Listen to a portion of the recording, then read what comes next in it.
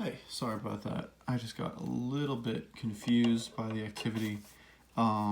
Just kind of the way that they set it up here, it doesn't really make a lot of sense. If I'm going to dilate CE using center C, that really means that I'm dilating point E. And when you do that, if you actually mark it up, and I'll even extend the line for you to see.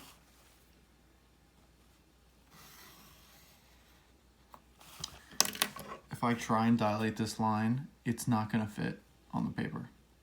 So I thought I was doing something wrong, but it just turns out that, oh, let me show you. Like, I really just don't have enough paper, so I kind of confused why they made it this way, but just so you know what they're trying to do here, that point E prime would be like off the page right over here if we were to dilate it.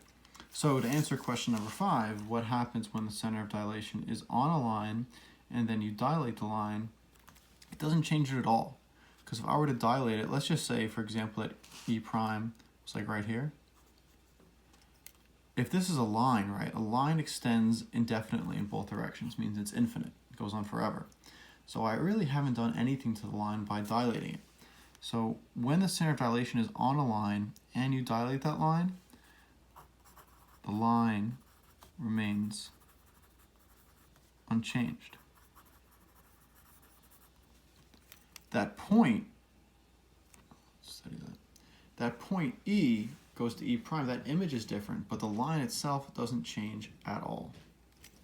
All right, are you ready for more? X is the midpoint of AB. B prime, X is the midpoint of AB. Okay, that looks like it's probably true. B prime is the image of B after being dilated by a scale factor of 0.5 using center C. A prime is the image of A after being dilated by a scale factor of 0.5 using center C as well. All right, call the intersection of CX and A prime B prime point X prime. Is point X prime a dilation of point X? Explain or show your reasoning.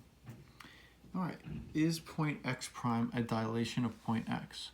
Well, from this diagram, I can see that X and X prime are collinear. So if C is my center, clearly X prime could be a dilation of point X. Show my reasoning? Well, I guess I could show with a compass whether or not this is true, although I really would be only able to show it if it was a scale factor of 1/2. But let's see if that's the case. So when I line it up, C and X prime, all right, so that matches up perfectly. And that matches up perfectly as well. So I can say that X prime is the image of X when dilated by a scale factor of 1/2, centered at point C. Okay, great.